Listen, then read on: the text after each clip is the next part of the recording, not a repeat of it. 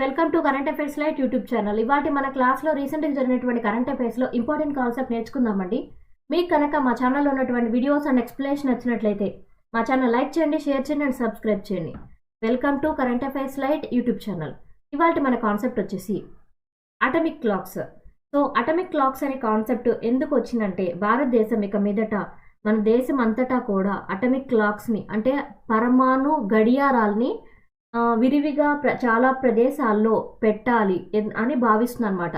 ఎందుకోసం అంటే మన దేశానికి అంటూ ఇండియన్ స్టాండర్డ్ టైం అనేది ఉండాలి. మన దేశంలో ఉన్నటువంటి ప్రతి ప్రదేశంలో ఒకే స్టాండర్డ్ టైం అనేది, అందరి యొక్క గడియారాల్లో ఒకే టైం అనేది ఉండాలి. మన దేశం మొత్తం ఒకే విధమైనటువంటి టైంని మనం పాటించాలి అనే విధంగా మన దేశం యొక్క భద్రత కోసం అటమిక్ క్లాక్స్ అనేటువంటిది తీసుకొని వస్తుంది అనమాట. సో ఇండియా ఈ యొక్క కాన్సెప్ట్ అనేది ఎప్పటి నుంచో అనుకుంటుంది.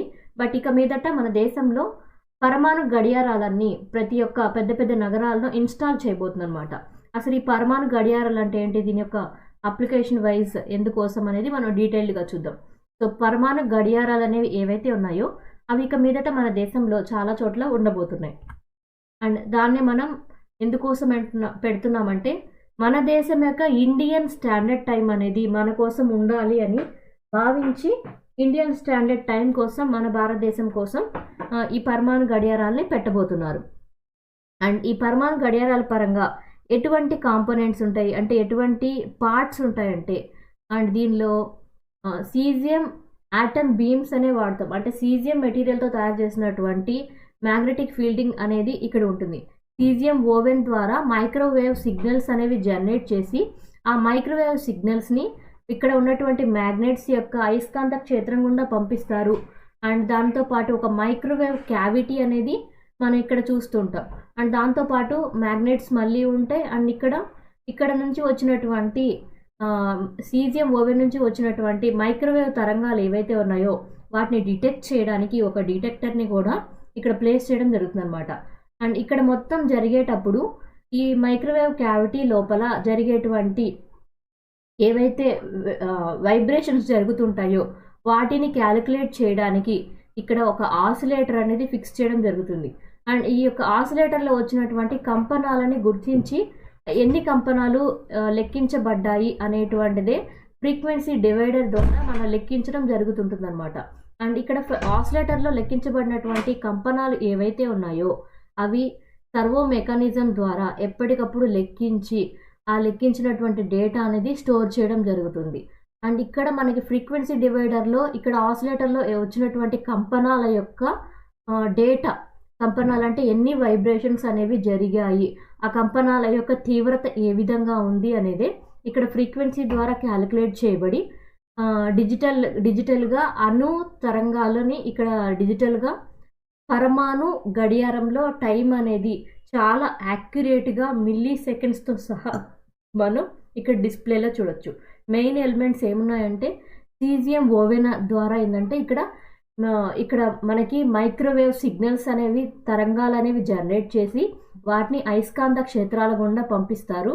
అండ్ ఇక్కడ ఇంకొక అయస్కాంత క్షేత్రాలు ఉంటాయి. అండ్ మధ్యలో ఉండేటువంటి మైక్రోవేవ్ క్యావిటీలో వీటి మధ్య జరిగేటువంటి కంపనాల మధ్య జరిగేటువంటి అంటే ఈ తరంగాల మధ్య జరిగేటువంటి ఘర్షణ మూలంగా ఏవైతే జనరేట్ అవుతాయో అక్కడ ఉన్నటువంటి కంపనాలు మైక్రోవేవ్స్ వల్ల అంటే ఇక్కడ ఉన్నటువంటి మైక్రోవేవ్ తరంగాల వల్ల ఏవైతే జనరేట్ అవుతాయో సిగ్నల్స్ అనేవి వాటి యొక్క తీవ్రత ఏ విధంగా ఉంది అనేటువంటిది లెక్కించి ఫ్రీక్వెన్సీ డివైడర్కి పంపించడం జరుగుతుంది.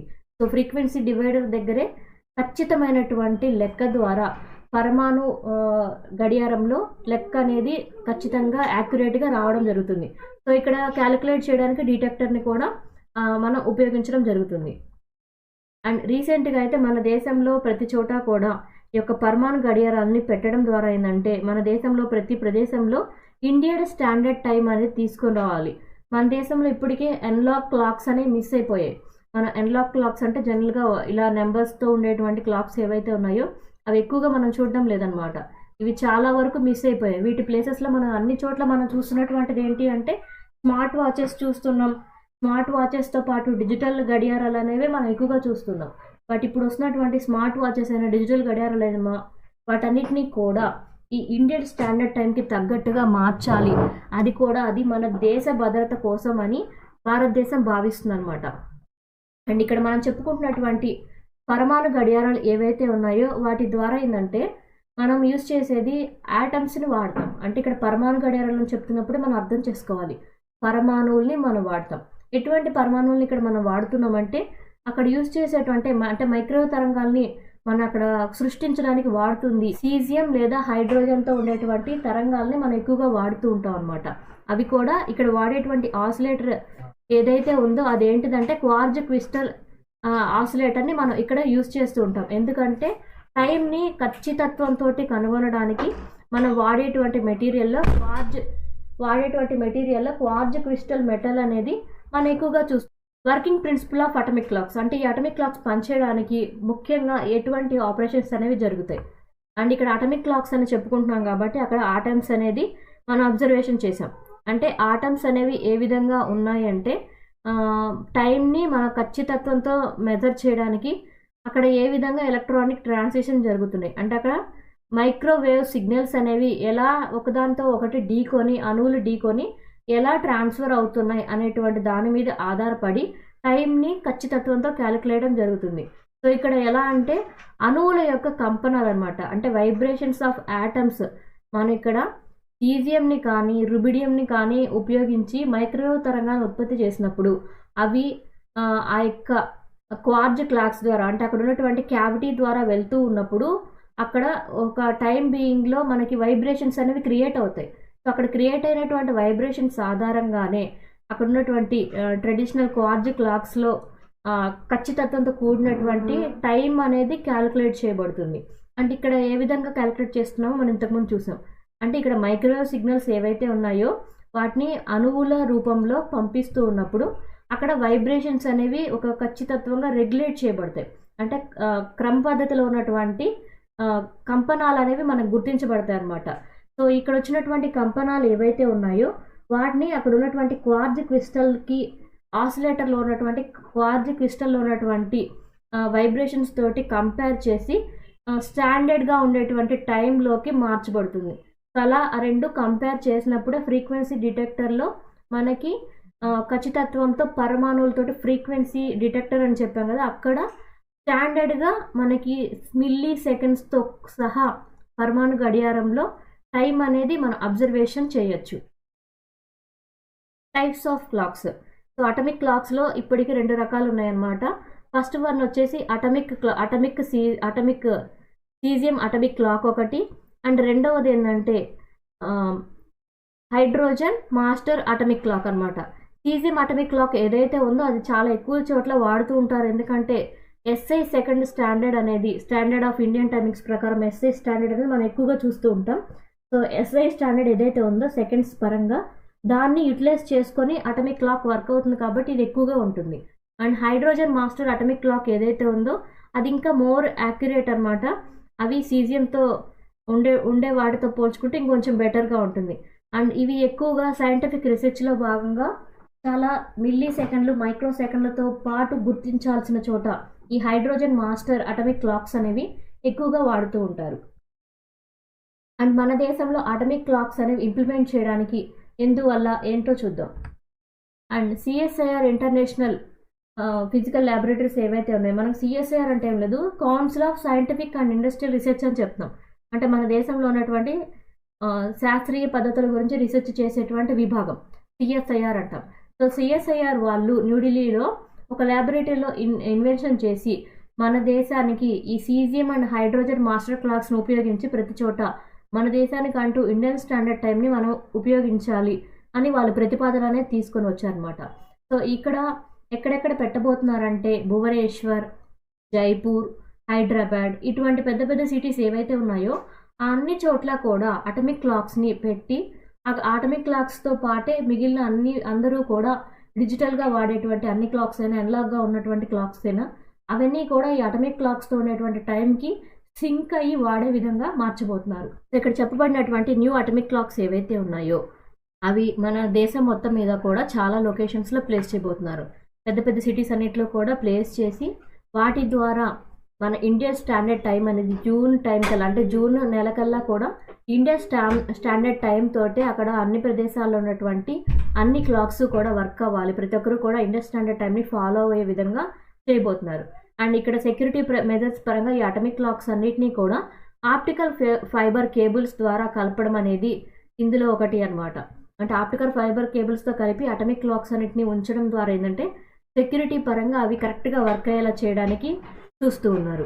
And importance of indigenous atomic clocks. అసలు మనకి ఇలా ఇండిజినియస్గా మనకంటూ ఒక స్టాండర్డ్ టైం ఉండాలి, ఇలా మనం చేయాలి అని ఎందుకు అనుకుంటున్నారు అంటే, మనకి చరిత్రలో, మన దేశం యొక్క చరిత్రలో ఒక ముఖ్య ఘట్టం జరిగింది.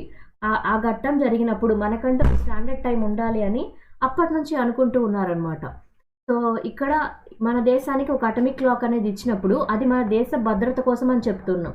అండ్ దాంతోపాటు మన దేశము ఇంకొక దేశం యొక్క టైం స్కేల్ మీద ఆధారపడకుండా మనకంటూ ఒకటి ఉండాలి అని భావిస్తున్నారు అనమాట. ఎందుకంటే మనం ఎస్పెషల్లీ ఇటువంటి సిచ్యువేషన్ని మనం కార్గిల్ సమయంలో చూసాం. కార్గిల్ యుద్ధం 1999లో జరిగిన సమయంలో మనకి యుఎస్ వాళ్ళు అక్కడ ఉన్నటువంటి సిఐఏ వాళ్ళు అనమాట. నథింగ్ బట్ సిఐఏ వచ్చేసి సెంట్రల్ ఇంటెలిజెన్స్ ఏజెన్సీ అంటాం, అది యుఎస్కి సంబంధించింది. సో సిఐఏకి సంబంధించినటువంటి కొన్ని విభాగాలు ఏవైతే ఉన్నాయో అవి పాకిస్తాన్లో ఉన్నాయి. సో మనం కనుక ఈ యొక్క జీపీఎస్ సిస్టమ్ని కనుక వాడుకొని జీపీఎస్ సిస్టమ్ ఆధారంగా పాకిస్తాన్లో ఉన్నటువంటి కొన్ని లొకేషన్ మీద దాడి చేస్తామేమో, దాడి చేసినప్పుడు అమెరికాకి సంబంధించినటువంటి సిఐఏ కార్యకలాపాలు జరిగేటువంటి ప్రదేశాలు ఏవైతే ఉన్నాయో వాటి మీద దాడి జరుగుతుందేమో అని భావించి అమెరికా వాళ్ళు ఏం చేశారంటే జీపీఎస్ సిస్టమ్ని మనకి అందుబాటులో ఉండకుండా ఆపివేయడం జరిగింది. సో అటువంటి సిచ్యువేషన్లో మనం కరెక్ట్గా ఆ పాకిస్తాన్లో ఎక్కడ యుద్ధం జరుగుతున్న ప్రదేశంలో మన శత్రువుల్ని మనం కరెక్ట్గా లొకేట్ చేయలేకపోయాం. ఎందుకంటే మనకి జీపీఎస్ ట్రాకర్ అనేది అప్పుడు అందుబాటులో లేకుండా పోయింది.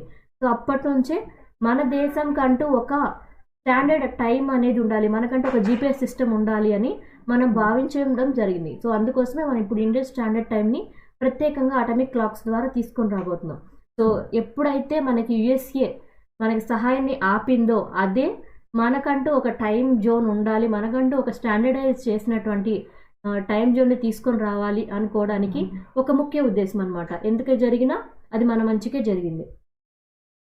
సో కరెంట్గా ఇప్పుడైతే ప్రజెంట్గా యుఎస్ బేస్డ్ నెట్వర్క్ ప్రోటోకాల్స్ ఏవైతే ఉన్నాయో వాటి ద్వారా మన క్లాక్ సిస్టమ్స్ అనేవి వాడుతున్నాం. బట్ యుఎస్ఏ కొన్ని దేశాలకు మాత్రమే టైం జోన్స్ అనేవి ఉన్నాయి, అన్ని దేశాలకి లేవు. అమెరికాకు ఉంది, యూకేకు ఉంది, జపాన్కు ఉంది, సౌత్ కొరియాకు ఉంది. బట్ వాటితో పాటు మన దేశం కూడా ఇక మీదట పరమాణు గడియారాలను ఉపయోగించి ప్రత్యేకంగా స్టాండర్డైజ్డ్ టైం జోన్స్ అనేవి మన దేశంలో కూడా మనం ఇక మీదట పెట్టుకోగలుగుతున్నాం. సో స్టాండర్డ్ టైం ప్రోటోకాల్స్ అనేవి మనం కూడా ఇక మీదట చూడబోతున్నాం. Indian standard time. సో మనం తీసుకొచ్చేటువంటి ఇండియన్ స్టాండర్డ్ టైం ఏదైతే ఉందో అది సెప్టెంబర్ 1, 1947 నుంచి కూడా మన దేశం మొత్తానికి ఒక సింగిల్ టైం జోన్గా మనం క్యాలిక్యులేట్ చేస్తున్నాం. ఆల్రెడీ 82.5 degrees ఈస్ట్ లాంగిట్యూడ్ దగ్గర మన యొక్క ఇండియన్ స్టాండర్డ్ టైంని చూస్తున్నాం. అది ఎక్కడ ఉందంటే మీర్జాపూర్ ప్రాంతంలో ఉంది, ఉత్తరప్రదేశ్కి చెందినటువంటి ప్లేస్లో అనమాట. అండ్ ఇది గ్రీన్విచ్ మీన్ టైంకి 5.5 గంటలు ముందుగా ఉంటుంది. అండ్ ఇది లొకేషన్ వైజ్ వచ్చేసి ఉత్తరప్రదేశ్ ప్రాంతంలో ఉన్నటువంటి మీర్జాపూర్ ప్రాంతంలో ఉన్నటువంటి లొకేషన్. ఏ రాష్ట్రాల గుండా వెళ్తుంది అది కూడా ఇంపార్టెంటే. సో ఇండియన్ స్టాండర్డ్ టైం పరంగా వచ్చేటువంటి లొకేషన్స్లో ఉత్తరప్రదేశ్లో మీర్జాపూర్, మధ్యప్రదేశ్ గుండా వెళ్తుంది, ఛత్తీస్గఢ్ గుండా వెళ్తుంది, ఒరిస్సా అండ్ మన ఆంధ్రప్రదేశ్, ఇవన్నీ రాష్ట్రాల గుండా ఇండియన్ స్టాండర్డ్ టైం యొక్క లైన్ అనేది వెళ్తూ ఉంది. అంటే ఇక్కడ ఏ రాష్ట్రాల గుండా వెళ్తుంది అనేది కూడా ఇంపార్టెంటే. Thank you for watching my video. మీకు కనుక నా వీడియో ఎక్స్ప్లెనేషన్ నచ్చినట్లయితే నా వీడియోస్ లైక్ చేయండి, షేర్ చేయండి అండ్ సబ్స్క్రైబ్ చేయండి. మీకు నా వీడియోస్ ఏ విధంగా అనిపిస్తున్నాయో నా కామెంట్ సెక్షన్లో తెలియజేయండి. Thank you for watching my video. Thank you.